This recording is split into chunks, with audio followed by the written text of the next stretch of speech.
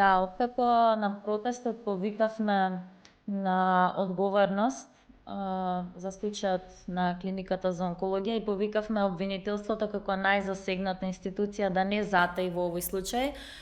Бевме повикани на средба, тоа беше навистина еден позитивен чекор, можам да кажам, од страна на обвинителството. Повикот беше достапен, или во јавноста можеше било кој од пациентите или нивните семејства да дојде.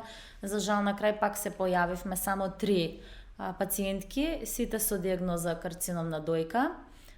Тоа беше првата средба, најавено е дека ќе има средби и понатаму.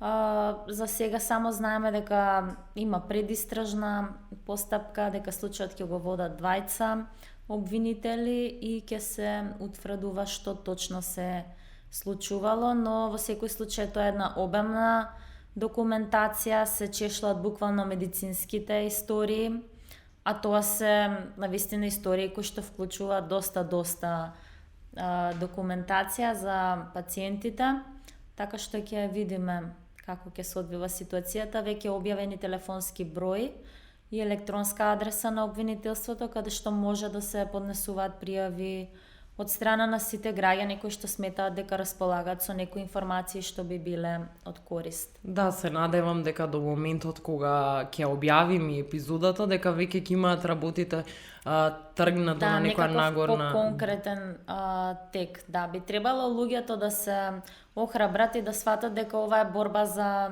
сите нас и дека вака погласно би издействувале уште подобри здравствени политики за сите пациенти. Тоа го кажав и во изјавата за медиумите, дека ракот за жал е болест која зема замав. Возрастната граница се намалува и треба да сме погласни во борбата да извојуваме подобри услови за онколошките пациенти, затоа што за жал секој може тоа да стане. Дали сметаш дека, кажа дека денеска сте биле само 3 пациентки, предпоставувам дека и другите 2 ги познаваш. Да. Дали мислиш дека и покрај тоа што се случи толков скандал, дека луѓето сепак се уште се плашат, иако биле и оштетени, дали нивни членови од семејствата? Да, се плашат, за жал и меѓу самите пациенти болеста е се уште табу тема. Немаме на социјалните мрежи повеќе групи кои што се баш таргетирани за вакви пациенти и многу често некои најобични прашања за совет или за искуство тие ги поставуваат анонимно. Во сите други групи што се за помош. Да, Ете, немав представа дека дури за пациенти кои се онколошки. Да, дури пред пациентите кои што тоа го поминале, има луѓе, нели, дали се плашат, дали се срамат, не знам. Па, ако тргнеме од таму, дека за тоа се анонимни, како например од каде да купам капа, турбан или нешто така.